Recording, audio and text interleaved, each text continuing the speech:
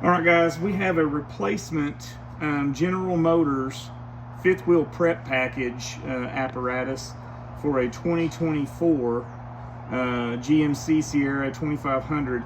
This is for the short bed. That's why you see SB right here. And I am towards the cab. This is the tailgate side, the cab side. So this is driver side front, driver side rear, passenger side front, passenger side rear. And we have a situation where the B&W companion base will not line up with these puck openings and allow us to get it in and latch. We don't think that there's an alignment issue on the B&W. We think it's on this apparatus, and I'm going to explain why. We've already done our center to center measurements from this edge to this edge on both sides, and they're the same. We've done them same front to back from this corner to that corner, this corner to that corner. They're the same. So we're straight this way and this way.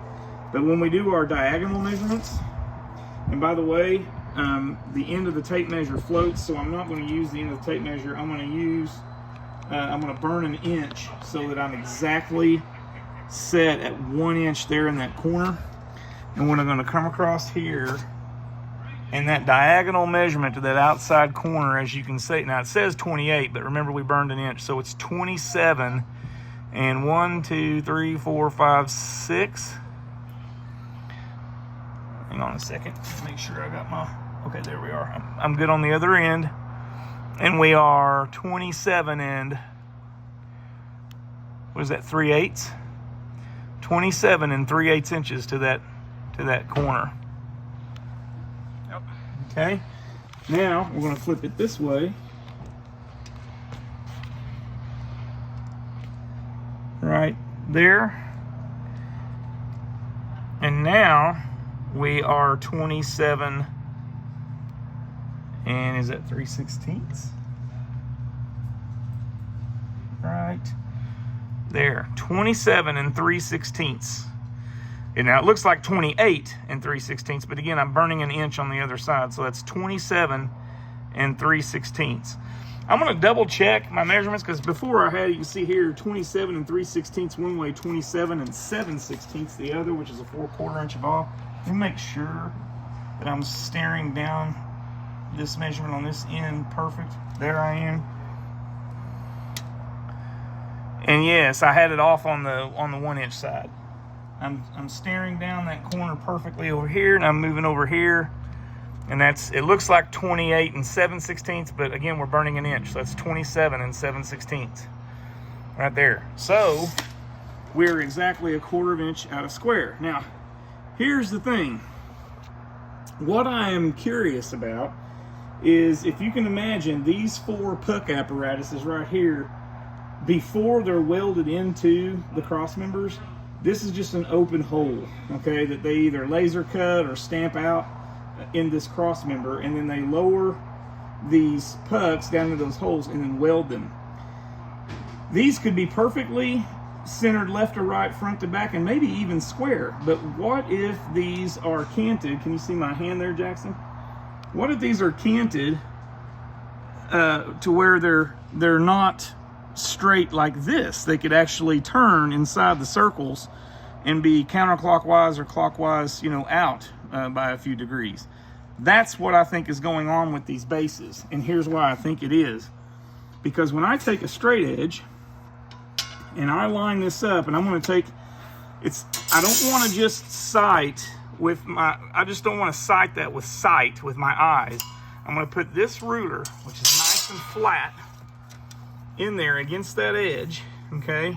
So it's nice and flat. I'm going to take this straight edge and make sure that it's nice and flat, like that. So we have a good, solid, flat-to-flat interface. Now I'm going to, if you take a look at the other end, if you take a look at the, that would be what's considered the passenger side, or I'm sorry, driver's side rear. Look back at the front. See how that's perfect? And I'm going to slide my ruler out like that. You see how nice and straight that is? It's perfectly parallel, the thickness of the ruler. Now come back here. Look at that. When I put the ruler in, not only do we have a noticeable gap, but the angle is off as well. Now I just moved it, but it's looking to me like these are malaligned by, now I don't know which one's which, but these have about a 2 to 3, maybe 4 degree counterclockwise off as far as being lined up with the one behind it. Is it this one that's correct and this one off, or is this one correct and that one's off? I don't know. I can just tell you that they are not parallel in relationship with each other. Even with just naked sight, with the naked eye, if I line that up perfectly right there and then come down here, you can tell that we're closer here and wider there. Again, up here we're perfectly, let me get it on it right there by eyesight. Right. Well, it won't let me do it. Let me try the front one. Maybe it's the back one that's off. So if I get this perfectly straight here and then try to get it situated back here, right there, you can tell that this is canted this way, because the gap here on this end is bigger than it is over here on this end.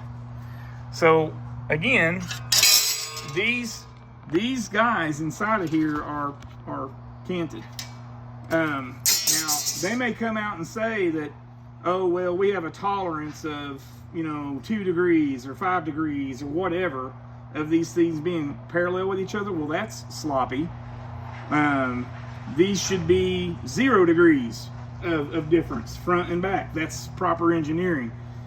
Can there be some tolerance? Sure, but the tolerance needs to be in the actual footprint of the puck, not the actual angular position of the puck itself. So I really believe that whoever makes this for General Motors, that they don't have this within spec, and if they do, then it's a very sloppy spec. It's kind of ridiculous to ask B&W to make a sloppier hitch to fit the pucks that we see on this apparatus. This is the second one, by the way. The one that was in the truck did it, and then they sent this one as a replacement. We tried to put the base in this one. It wouldn't go in it either. So I think General Motors may have an issue, or it may not be General Motors. It may be the manufacturer of this, because GM does not manufacture this this apparatus.